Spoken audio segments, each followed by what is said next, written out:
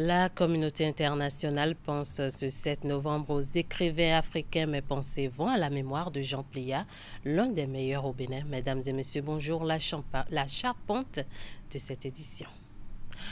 Clôture de la première édition des journées portes ouvertes sur la gestion intégrée des ressources en eau.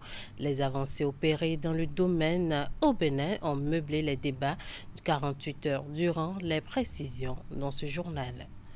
Tournée statutaire du préfet du plateau, titre de l'année en cours. Le but est de sillonner les communes sous sa juridiction afin de s'imprégner d'éventuelles difficultés. Les détails à suivre. Et puis, les jeunes venus des 4 communes de la Takora bénéficient de séances d'entraînement au basketball et au handball initiées par l'association Les Championnes. C'est dans le cadre d'un programme régional d'appui aux pays côtiers financé par LRI Créative et l'USAID, le développement dans un instant. À nouveau, bonjour. L'élection aux États-Unis est terminée. Les Américains ont porté leur choix sur Donald Trump. Dans l'opinion nationale et même internationale, beaucoup n'y croyaient pas. D'autres, par contre, étaient optimistes quant à la victoire de celui qui a dirigé l'Amérique entre 2017 et 2020. À l'arrivée, on se demande comment Donald Trump est parvenu à tirer son épingle du jeu. Docteur Emmanuel Arlin-Vimesson, enseignant à l'école doctorale des sciences politiques et administratives de l'Université de Parakou, pense que ce sont les démocrates qui ont balisé le terrain pour Trump à travers des erreurs commises depuis des années. Suivez ces propos recueillis par Franck Esaïe Aounou. Bon, il y a visiblement les maladresses des démocrates. Quand même dit que les démocrates ont fait des guerres.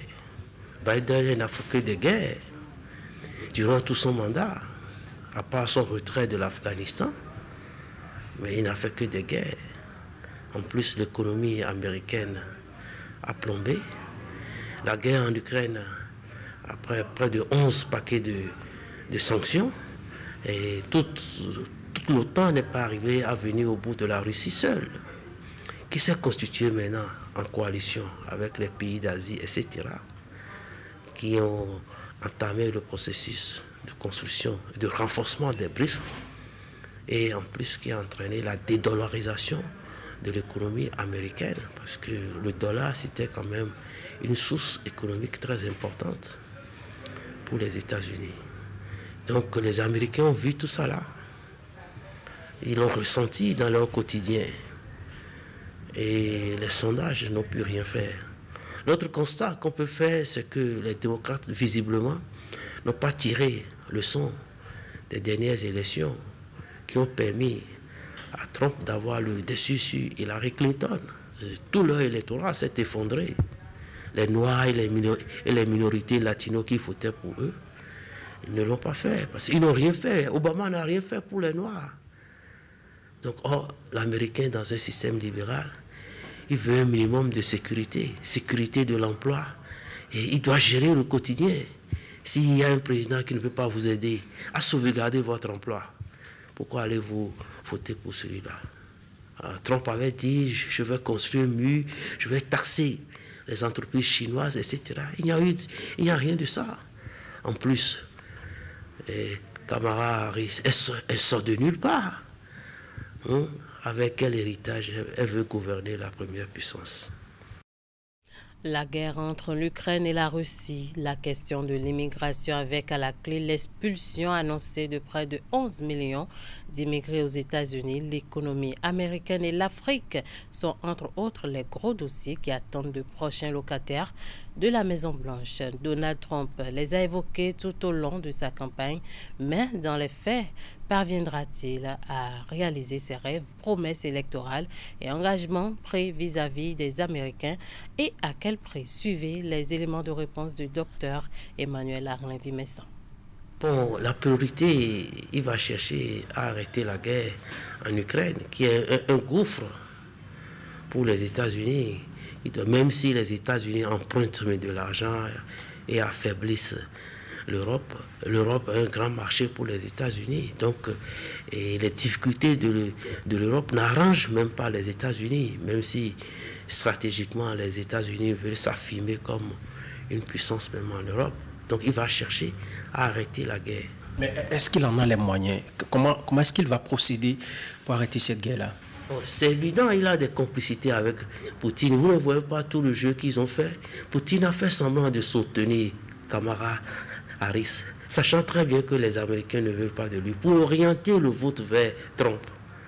Donc, Trump a un boulevard maintenant pour négocier un certain nombre de choses, tout en faisant attention pour que les Américains ne disent pas que... Et en plus, il a une grande capacité à négocier avec les Chinois, parce que lors de son dernier mandat, il n'a pas hésité à signer des contrats pour que les Chinois achètent le soja américain.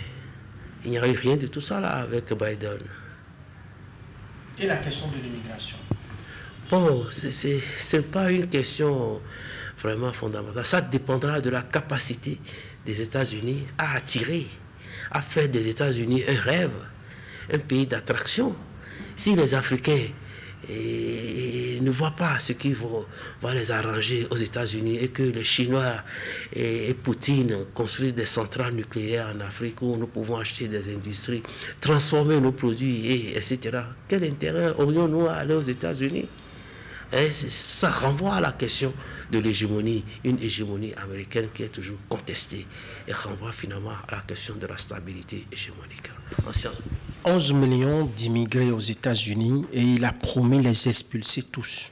Est-ce que c'est un rêve réalisable? Il ne le fera pas, c'est un argument de campagne. Vous savez que les États-Unis constituent un melting pot, que les États-Unis achètent les intelligences un peu partout dans le monde pour pouvoir créer le rêve américain. En vous résumant, c'est que les États-Unis ont une certaine chance de se repositionner avec Donald Trump. Absolument, on se repositionner. Et les Américains, à notre avis, ont fait le bon choix. L'offre électorale de Trump a coïncidé vraiment avec les attentes des Américains et ont vraiment montré le caractère artificiel des sondages qui créditaient Kamala Harris. Toujours parlant de cette actualité après l'annonce de sa victoire, Donald Trump n'a pas caché sa joie. Il s'est exprimé devant des milliers de fans. Suivez ici les tout premiers mots de Donald Trump. Donc je voudrais remercier les Américains de leur enthousiasme extraordinaire. Je serai le 47e président et je vous en remercie. Âgé de 78 ans, donc, Donald Trump signe ainsi son grand comeback à la Maison-Blanche. Il va prêter serment le 20 janvier 2025. Du retour au Bénin, la première édition des journées portes ouvertes sur la gestion intégrée des ressources en eau a fermé ses portes ce mercredi 6 novembre 2024. Lancé 24 heures plus tôt, le rendez-vous a permis aux acteurs du secteur de l'eau et leurs partenaires techniques et financiers de mettre en lumière les avancées opérées dans le domaine au Bénin. Ingrid Day et Moufid Sabouran étaient aussi de la partie. Voici le compte rendu. Clap de fin pour les journées portes ouvertes sur la gestion intégrée des ressources en eau.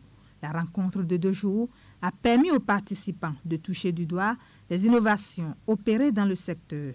Tout ceci a été possible grâce à la collaboration entre la Direction générale de l'eau et le ministère de l'Énergie, de l'eau et des Mines. Ça a été 2 jours d'information. Information par rapport à ce que nous connaissons déjà, information par rapport à ce que nous ne savons pas. On a constaté qu'il y a eu beaucoup d'initiatives qui sont menées tant au niveau urbain qu'au niveau communautaire. On a pu quand même constater que la DGO, la Direction générale de l'eau, intervient au niveau des stations hydrogéologiques et physiométriques. Et cela nous a permis quand même de voir qu'il y a des préventions qui sont faites puisqu'ils ont mis en place des systèmes d'alerte précoce qui mesurent la pluviométrie. Et cela permet quand même de canaliser les éventuelles inondations qui viennent. Partenaire de longue date, la coopération allemande a pris une part active dans l'organisation de ces journées portes ouvertes consacrées à la gestion intégrée des ressources en eau à travers son projet AGO, un programme qui s'aligne sur les priorités du programme d'action du gouvernement béninois dans le secteur. Sont également associés à l'initiative les étudiants de l'Institut national de l'eau d'Abomey-Calavi. Je pense qu'en tant qu'étudiants, cette journée porte ouverte sur la GIE nous a apporté beaucoup de choses. Nous avons déjà vu le concept de GIE en cours, mais cette journée nous a permis de découvrir réellement les avancées dans le secteur, de nous permettre d'appréhender réellement ce qui se fait de façon concrète et non théoriquement. Nous avons découvert par exemple qu'en matière d'avancée sur la GIE, le Bénin a avancé et est à hauteur de 75%. Nous sommes d'ailleurs deuxième de la sous-région après le Burkina Faso.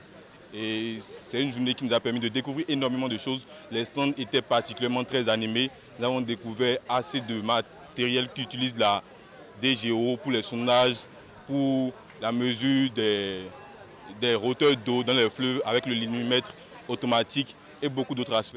Les panels et communications qui ont meublé ces 2 jours d'échanges enrichissants ont permis aux participants de mieux cerner les priorités du secteur. Un nouveau docteur en gestion de l'environnement dans la spécialité énergie solaire et développement durable pour l'université d'Abomey-Calavi. Il s'agit de Maouyon Béranger Amoussou qui a présenté ses recherches scientifiques à un jury international présidé par le professeur Placide Clédio. Adoption et utilisation de l'énergie solaire photovoltaïque dans le département du Zou au Bénin, facteurs, contraintes et solutions pour la durabilité, c'est le thème qui a conduit les travaux de recherche de l'Impétran. Teddy Goudalo et Henri Ganti pour les détails. Il s'en sort avec la mention très honorable avec les félicitations du jury qui lui confère le titre de docteur en gestion de l'environnement, spécialité énergie solaire et développement durable de l'université d'Abomey-Calavi. Maouyon Béranger Amoussou vient ainsi de défendre sa thèse dont les recherches ont porté sur l'adoption et l'utilisation de l'énergie solaire photovoltaïque dans le département du Zou au Bénin, facteurs, contraintes et solutions pour la durabilité. C'est un sujet d'actualité qui nous permet vraiment de développer le Bénin en matière de fourniture d'énergie solaire. Il a été dans les aspects un peu critiques pour nous montrer les difficultés et il a contourné, il a fait des propositions et c'est ça qui est bon. Le jury, satisfait de la maîtrise du sujet par l'Impétran, juge la thématique d'actualité. Le document de 216 pages propose des solutions pratiques pour une durabilité de l'énergie solaire photovoltaïque dans les ménages. Ces propositions sont d'ordre technique, financier et environnemental. D'ordre technique, il s'agit d'améliorer la qualité des équipements solaires photovoltaïques qui sont déversés ou qui sont utilisés sur le territoire béninois, sachant que beaucoup proviennent du secteur informel, pour ne pas dire la majorité. Le volet financier concerne l'accès aux équipements solaires photovoltaïques par les ménages à travers les subventions, la suppression de TVA, des mesures incitatives. Et le volet financier concerne également les entreprises qui actuellement ont du mal à importer les équipements solaires photovoltaïques parce que les banques sont un peu frileuses. Les banques n'ont pas encore confiance au solaire photovoltaïque. D'un point de vue environnemental, nous avons constaté que ces équipements, certes, comme nous l'avons dit, contribuent à l'atténuation des changements climatiques, mais leur mauvaise utilisation en fin de vie peut encore déboucher sur des problèmes environnementaux importants. Le résultat intelligent, le résultat exploitable a des fins de prise de développement pour le développement durable de nos différents pays, principalement le Bénin et spécifiquement le département du Zou dans lequel il a travaillé. Monsieur Amoussou, je retiens de lui 3 choses. La première chose, c'est le courage. La deuxième chose, c'est la disponibilité, la détermination permanente d'obtenir des résultats plus intelligents au fur et à mesure qu'il en obtienne. Et la troisième chose, c'est la quête de l'innovation pour résoudre les problèmes énergétiques de notre pays, le Bénin, et donc de l'Afrique, à partir de nos potentiels et potentialités. Les travaux de thèse du désormais docteur Maouyon Béranger Amoussou se sont effectués 6 années durant. La mention très honorable avec les félicitations du jury est donc le couronnement de ses efforts. Je l'annonçais en titre, le préfet du département du Plateau, Valère Setonugbo, conformément à la loi sur la décentralisation, a entamé sa tournée statutaire au titre de l'année 2024. L'objectif est de s'enquérir de l'état de santé des communes sous sa tutelle et il en a 5 à parcourir. Suivez ici le point de la première étape de cette tournée statutaire. Maison des jeunes d'Ifaï, première étape de la tournée statutaire du préfet du département du Plateau. Valère Setonugbo, accompagné des membres de la conférence administrative départementale, est venu conformément aux tests qui régissent la décentralisation, s'enquérir de l'état de santé de la commune d'Ifaï. Je tiens ici à féliciter notre préfet pour cet effort qu'il fait depuis toujours pour être là. En dehors même du fait qu'il observe cette disposition légale, il fait un effort pour préparer ça. Donc c'est toujours dans la dynamique de la tutelle apaisée qu'il le fait. Au cours de cette rencontre avec les élus et les populations, Valère Setonugbo a écouté, passé en revue les politiques publiques mises en œuvre à Ifaï, prodigué des conseils et exhorté les populations à accompagner leurs élus dans leur mission. La mobilisation de ressources propres, j'ai toujours dit aux élus, c'est vous que les populations ont choisi. Vous devez aider les techniciens qu'on a amenés, qui ne sont pas de l'Ifaï. Ils sont venus travailler pour le développement de l'Ifaï. Nul n'est prophète chez soi. C'est pourquoi le gouvernement a trouvé bon. On peut amener des gens d'ailleurs pour le développement de l'Ifaï. Mais les élus doivent les accompagner. Mais en dehors des élus, les élus là, ils vous représentent. Vous-même, population, aidez-les. Aidez-les. Acquittez-vous des petites tâches que vous devez payer. Que ce soit sur bâtiment, sur foncier bâti ou non bâti, sur la TDR qu'on perçoit sur les marchandises que vous transportez. Je vous en prie. Si vous ne le faites pas, la commune aura des difficultés pour tourner dans certains secteurs. L'État ne peut pas tout faire. Par rapport à la sécurité, j'ai toujours dit, dans le plateau, nous avons une mauvaise habitude. Ce n'est pas Ifaï seul, c'est les 5 communes du plateau, on ne donne pas l'information. On ne donne pas le renseignement. Je vous en prie. Certains disent qu'ils ont peur de donner les informations aux agents de police. Si vous avez peur, le maire là, donnez-lui ça. Si vous lui donnez, il ne dira pas c'est telle personne qui m'a dit. Il va seulement dire au commissaire, on m'a dit dans telle zone, on a vu ici, on a dit ça, va me vérifier ça. Après la commune d'Ifaï, Valère Setonugbo a 4 autres communes à parcourir, à savoir Kétou, Pobé, Adjawere et Sakété. Nous ouvrons la page sport de cette édition. Des financements sont à la portée des fédérations sportives béninoises. C'est le message porté par le ministère des Sports aux différents présidents de fédérations à la faveur d'une rencontre qui s'est tenue ce mercredi 6 novembre 2024 dans la salle de conférence du stade de l'Amitié général Mathieu Kérékou de Cotonou. La séance d'échange s'est appesantie sur les paramètres de préparation et de soumission d'un projet sportif. Point de la rencontre avec Maël Leroux-Belou, Jocelyn Barriga. On cherchait des subventions pour ça. Donc nous avons postulé à l'appel à candidature et nous avons été retenus. En réalité, c'est quoi le titre du Quand projet? Une opportunité frappe à la porte, il faut la saisir.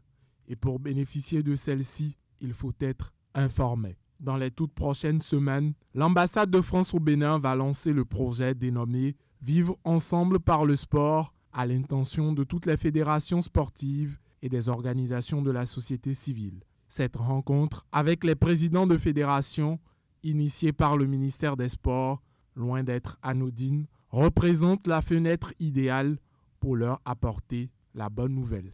Nous avons voulu échanger avec les différentes fédérations béninoises aujourd'hui pour les informer sur les différentes opportunités de financement que le sport offre avec l'ambassade de France et le ministère des Sports. Et l'idée aujourd'hui, c'était vraiment d'informer les fédérations sportives sur ce projet-là et les expliquer comment postuler pour cet appel à projet. Les projets qui auront la chance d'être retenus bénéficieront d'un financement pour la mise en œuvre, pour maximiser ainsi les chances de ces entités. Une fois l'appel à projet lancé, le ministère des Sports a fait le point des erreurs à ne pas commettre, tout en mettant l'accent sur les points clés à respecter pour faire pencher la balance. L'entrevue qu'on vient d'avoir avec le conseiller, ça nous permet aujourd'hui de faire un autre projet aussi sur cet aspect pour pouvoir bénéficier de ce financement, parce qu'il est très important pour nous d'avoir des répondants partout au nord. Dans aucun pays, les pouvoirs publics ne peuvent pas tout faire en matière de sport. Et donc nous avons besoin de ce complément-là, de soutien, quelle que soit sa nature, pour donc combler, venir en appoint, en accompagnement à l'effort public dans le développement du sport. Malgré les subventions octroyées par le gouvernement aux différentes fédérations, les opportunités de financement sont des occasions à ne surtout pas rater. Et pas forcément des fédérations. Donc l'idée d'aujourd'hui, c'est qu'on échange sur ça. Des séances d'entraînement au basketball et handball au profit des jeunes venus de 4 communes de l'Atakora, à savoir Materi, Tangueta, Kero et Natitengo. C'est une initiative de l'association Les Championnes, partenaires de mise en œuvre du projet Connecter les jeunes de l'Alibori et de l'Atakora autour des centres de jeunesse réhabilités. Il s'agit d'un projet du programme régional d'appui aux pays côtiers financé par LRI Créative et l'USAID. L'objectif est de promouvoir à travers la pratique du sport la cohésion sociale et la paix au sein de la couche juvénile du Nord Bénin, en proie depuis quelques années à l'extrémisme violent. Alassane Arouna. De jeunes hommes et filles de différentes couches sociales venus de 4 communes de l'Atakora en pleine séance d'entraînement sur les aires de jeux de basketball et de handball de la Maison des Jeunes de Natitengo. L'exercice s'inscrit dans le cadre du projet Connecter les jeunes de l'Alibori et de l'Atakora autour des centres de jeunesse réhabilités. Mise en œuvre en consortium par Barika dans l'Alibori et l'association Les Championnes dans l'Atakora sur financement de LRI Créative et de l'USAID, le dit projet, inscrit dans le programme régional d'appui aux pays côtiers, vise à promouvoir à travers la pratique du sport la cohésion sociale au sein de cette jeunesse du Nord Bénin, en proie à l'extrémisme violent. La situation sécuritaire que nous vivons maintenant dans le Nord Bénin, c'est dans ce contexte que le projet a été mis en œuvre. La mise en œuvre du projet permet de connecter les jeunes avec les centres de jeunes. Parce qu'avec la situation sécuritaire, les jeunes ne sortent plus, ne fréquentent plus correctement ces centres. Et certains de ces centres ont été réhabilités par l'USAID. Tout ça, là, c'est de leur permettre d'animer ces centres de jeunes, puisqu'on n'a pas seulement que des autochtones, on a maintenant des réfugiés, il y a les minorités raciales aussi. Donc tout ça, là, c'est pour favoriser la cohésion sociale. Sous la supervision des experts venus de la Fédération nationale de handball et de basketball, ces jeunes, pour la plupart amateurs, suivent des tactiques et techniques de base de jeu pour être compétitifs. Et ici, l'objectif, c'est de leur donner les fondamentaux qui puissent permettre, comme je l'ai dit, dans les localités les plus reculées. Il y a des jeunes qui ne sont jamais sortis de leur localité. Et donc là, ils viennent voir un coach dans cette équipe nationale, ils viennent voir une joueuse professionnelle et qui partagent leur expérience en 2 jours. Ça crée une cohésion sociale et ça permet à ces jeunes de dire « Ah ouais, nous-mêmes là, on veut faire comme telle commune qui est en avance, donc au retour, nous allons travailler pour être en forme et relever le niveau de notre commune. » Renforcer les capacités de ces jeunes dans les 2 disciplines sportives afin qu'ils deviennent les ambassadeurs de paix dans leurs localités respectives, tel est l'enjeu de ce programme. Une mission délicate auquel adhèrent la plupart de ces jeunes. Les 2 associations nous invitent à développer la cohésion sociale, à être des ambassadeurs de paix dans nos différentes localités. Le projet Connecter les jeunes de l'Alibori et de l'Atakora autour des centres de jeunesse réhabilités est prévu pour durer 3 mois. Après ces séances d'entraînement, 32 équipes hommes et dames sélectionnées dans les 4 communes d'intervention du projet devront s'affronter en phase communale. Une phase communale qui sera sanctionnée par la finale qui va opposer les 2 meilleurs clubs de chaque catégorie. Voilà qui met fin à ce 13h au Bénin. Merci de nous avoir suivis. Merci à toute l'équipe de rédaction, de réalisation et de diffusion. Bon après-midi à vous en compagnie de nos programmes.